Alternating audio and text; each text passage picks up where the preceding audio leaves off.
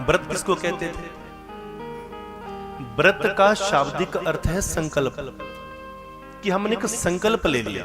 और संकल्प क्या लेते थे?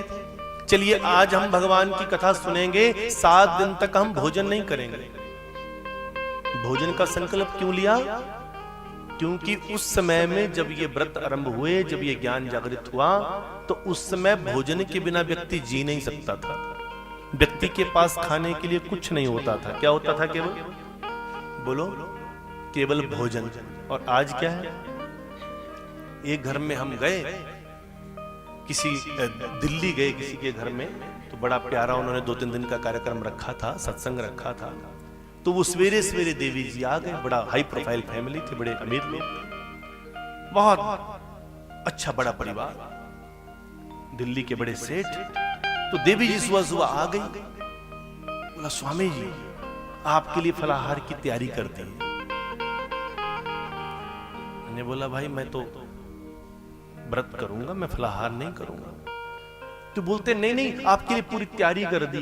तो जब गए बाहर तो बहुत बड़ा डाइनिंग टेबल, और उसके ऊपर इतनी प्लेट रखी हुई, ज्यादा नहीं, कम से कम भी कोई 30-35 प्लेट भरकर। और उन प्लेट में क्या रखा है? एक से एक चीजें।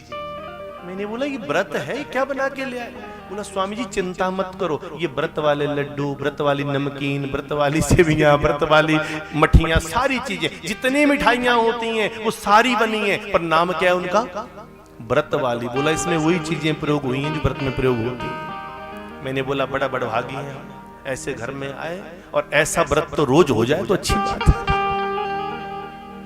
तो मतलब ये है मेरे भाई बहन, सुनिएगा कि ऐसे व्रत को करके क्या फायदा कि 4 कटोरी खीर की भर दो, 4 कटोरी आलू की भर दो, 4 कटोरी कच्चा पनीर खा जाओ, 4 कटोरी ये खा जाओ, 4 वो खा जाओ। 11 बजे अब महाराज जी को 6 केले दे दो, 2 गिलास दूध के पिला दो, फिर 2 माला जपेंगे, 1:30 बजे फिर उठ जाएंगे, लाओ जी अब ये ले आओ, अब वो लाओ। पूरा दिन क्या चल रहा है?